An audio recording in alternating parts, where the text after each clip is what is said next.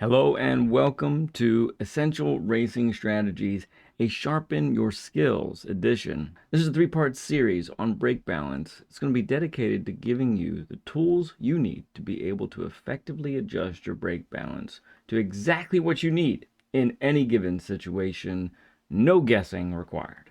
I've heard so many comments over the years about brake balance and the uses for it. I've heard people say that use this type of brake balance for this type of car or this track. More often, I've heard people speak of not knowing exactly what to do about their brake balance and how to do it to their advantage, and ultimately they seem confused about what to choose, often getting it reversed as far as what brake balance is used for, what helps in what situations. In many cases, people simply do what they see someone else do. But are any of these approaches really the best we can do? How are we supposed to use brake balance? Are you using brake balance correctly? What should we be doing with this little dial in our HUD? What if I were to tell you that brake balance is a choice that you should be able to make on your own by what you are feeling from the car and based on your own skill set? Yes, this is totally the case, and I will prove it to you in this video and more videos to come. You can make educated decisions instead of doing nothing with brake balance, or perhaps even worse,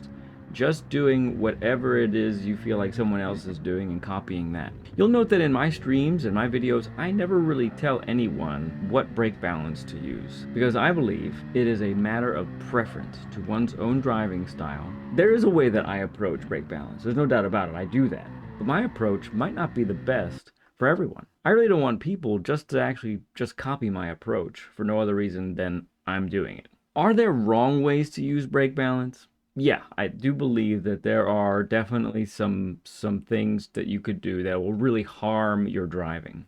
But is there just one right way and that's it? No, I don't believe so. Actually, I'd prefer to state that there is a range of brake balance settings that you could use that would be right. Not just one rigid number and that's it, with no flexibility. The question that we are really asking though is, does shifting brake balance really matter? Well, when it comes to our first subject, yes, it can really make a difference. So we're going to be doing 3 episodes on brake balance. Yes, that's right, 3, because I can't help myself. I'm sorry, okay? I started with this, I had this little itty bitty outline, and then it exploded into 12 pages of notes and script. So rather than having a video that's like an hour and 15 minutes long, I'm just going to chunk it up into these slices and make it digestible for you. So we're going to do it in 3 parts. Now, it's time to sharpen your favorite pencil, and let's dive into this. So the first of the different uses for brake balance that we're going to talk about is tire saving. One of the more common uses for shifting the brake balance to the rear or the front is to save tires. This is a common and well understood use for brake balance to be used in tire saving situations. But I don't want to assume any knowledge by someone that's watching here. So if this is old hat, sorry, we'll get into the more nitty gritty here in a little bit. But for basic understanding, if the fronts are wearing faster than the rears, put the brake balance to the rear to help compensate and preserve the front tires. On the flip side, if the rear tires are wearing faster than the fronts, then move that brake balance to the front to save the rear tires. This is a simple concept, but it is one that I believe that many perhaps aren't really taking advantage of in certain races where tire wear is rather important. And why wouldn't you give yourself every advantage possible, right? At times, moving the brake balance one direction or the other could impact your speed negatively. So you'll have to gauge whether or not your tire saving efforts are worth the loss of time on the track. So when the tire wear multiplier is ×1, so it's just typical tire wear, and it's a short race, there's really no need to worry about tire saving because the tires are barely going to wear any at all. But when the tire multipliers get high, or when the races are very long, you're in maybe a long manufacturer's cup race, or perhaps you're in a long league race, then here is where tire saving can really make a huge difference, because it could save you a whole pit stop, or it could save you a car that's really hard to control because the tires are so slick. So let me give you some general guidelines that can help you as a framework. Again, this guide is not for me to tell you what to do, it's to give you the tools to know how to use brake balance effectively in these situations. So first off, We'll talk about Group 1 cars and occasionally Formula 1 cars. Typically, these cars want brake balance towards the front to save the rear tires. Typically, the rear tires are what is going to wear the fastest. So yes, Group 1 and sometimes Formula cars need that brake balance to the front because they have so much power going to the rear that they melt them in a hurry. This makes sense because the rears are often spinning a lot more as all that power is being driven to those rear tires. And so putting the brake balance to the front can preserve them. An MR car or a mid-engine rear-wheel drive car, their brake balance can be moved around minimally to save tires either to the front and sometimes to the rear. That's because mid-engine cars with rear-wheel drive, they are an interesting situation. The weight on these cars is already very evenly distributed, very balanced, because of where the engine sits in the vehicle.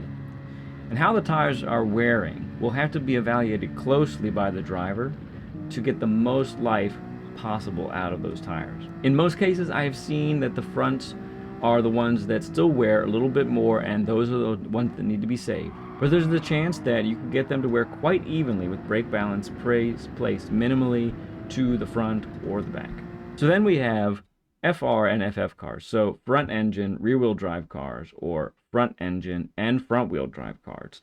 These cars will often need brake balance to the rear to save the front tires. These two types of cars are brutal on the front.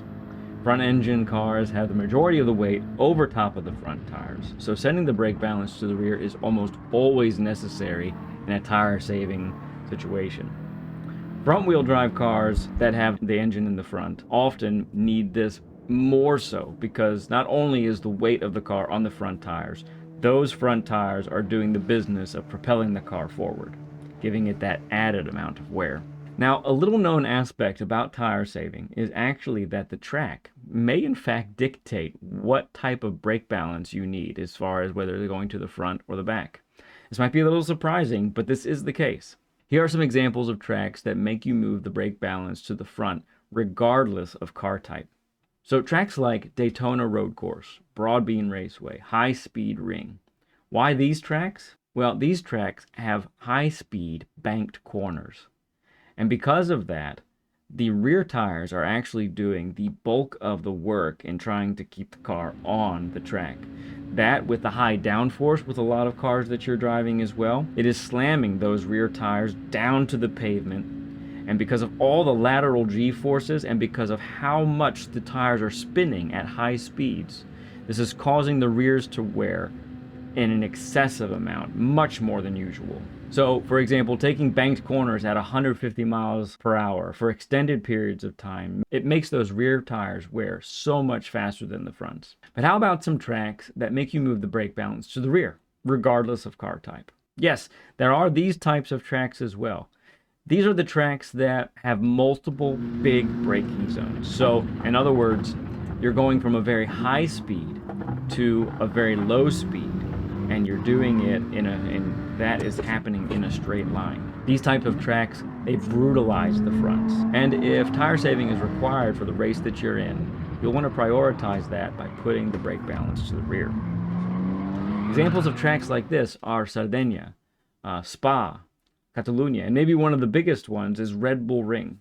Again, these are general principles that you can have in the back of your mind as you race and perhaps as you practice different tracks. But the ultimate test is what you are seeing happen in real time with your car while you are driving. If you are driving a vehicle and during practice, for example, you find that after 10 laps, the left rear is the most worn. And that gives you a great indication that you need to move that brake balance to the front at the beginning of the race. You are the best judge of what your brake balance needs to be set at for the races that you are in. Brake balance is an awesome asset when it comes to those tire-saving races, and you definitely want to be using that to your advantage when you're doing those. Want more videos like this one? Consider my Essential Racing Strategies video series. It is a course with an introduction along with 9 episodes that deal specifically with racecraft and how to progress through GT7's DR ranking system, all the way from E rank to A+. This is a free video series available on a playlist in my channel. Being fast is one thing, but being able to race well with others and gain more positive results than negative takes a certain skill set. I would suggest it's a different set of skills. Check that series out right here on the ending screen, or check the link out in the description.